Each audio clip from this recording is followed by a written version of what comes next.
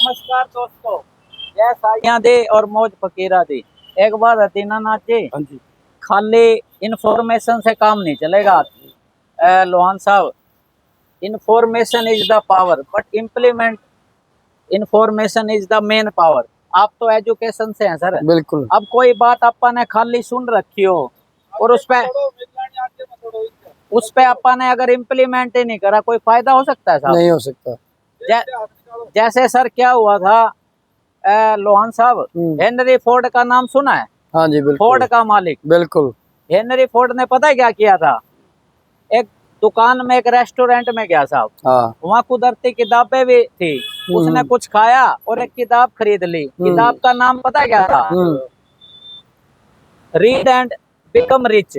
Already वो अमीर था, लेकिन फिर भी उसने वो किताब ये सोच के खरीद ली। किताबें पढ़ने का शौक होता है, आपको पता है दोस्तों। जो बड़े बड़े लोग पता है क्या करते हैं? लोग क्या करते हैं बताना? बड़े बड़े लोग सर यही हैं, इनमें किताबों का उनको ज्ञान चाहिए। उनके घर में दीनानाथ जी एक लाइब्रेरी होती है और कुछ पैसा तो होता है, लेकिन समय बिताने के लिए बड़े आदमी सर म्यूजिक और लाइब्रेरी बुक्स। हाँ, लोहान साहब कमाल कर दिया। तो सर उसने किताब खरीदी ना, तो पता है क्या हुआ? उस दुकानदार ने वो किताब ले ली, उसने पैसे चुका दिए और दुकानदार पता है क्या बोला? बोला सर यू आर लक्की, इस किताब का ना राइटर भी आया हुआ है। अच्छा। तो हेनरी फोर्ड ने ना कहा मैं उससे मिलना चाहता हूँ। ऑलरेडी अमीर था, लेकिन जब उससे मिला ना, बोला सर मेरे को ये किताब नहीं खरीदनी। अच्छा। तो वजह जानो सर ये क्या है?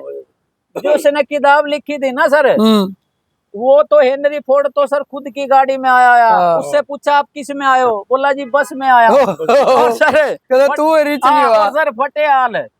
तो उस बंदे ने पता है क्या बोला हेनरी फोर्ड ने? बोले आपने किताब लिखी कि बिकम रिच, अमीर बनो, लेकिन आप ना अपने आप पर ही अमल नहीं कर सके, इम्प्लीमेंट ही नहीं करा आपने। अब सर एक बंदा 100 बातें जानता हो,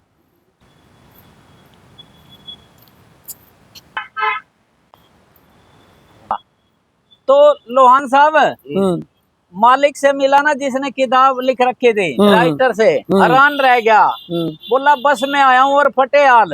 तो मेरे को एक बात समझ में आई, आपको क्या समझ में आया भाई लोहान साहब? यही समझ में आया सर, एक बुक तो उसने पूरी लिख दी अमीर बनने के लिए, और खुद वो गरीबी में जिंदगी काट रहा है। इम्प्लीमेंट ही नहीं किया उसने। जैसे मैं उस बुक को लिखने के बाद उसकी खुद की बातें उसने ही नहीं पढ़ी, उसने ही नहीं इम्प्लीमेंट किया। जैसे मैं किसी के पास साइकिल पे जाऊं और मैं कहूँ सर तेरी BMW आएगी तो सर क्या होगा? वो अगला डर जाएगा, वो सोचे यार इस पे साइकिल कर दे, मेरी कार या जो अल्टो है या भी बिकवा के साइकिल पे ले आवा। दीनानाथ को देख के एक बात और याद आ गई रोहन साहब, अगर मैं दलिये पे जुत्ती तार दूं तो क्या खीर पर पहुंच पाऊंगा? नहीं पहुंचोगे। तो सोच हमेशा दोस्तों बड़ी रखें और एक काम जरूर करें, चाहे बात एक जाने लेकिन उस पे अमल जरूर करें। तो लोहान साहब आप क्या कहना चाहेंगे? सर आपने बात सुना हेनरी फोर्ड का और उस राइटर का, तो सर आप कुछ कहना चाहेंगे? सर ये है, हाँ सर,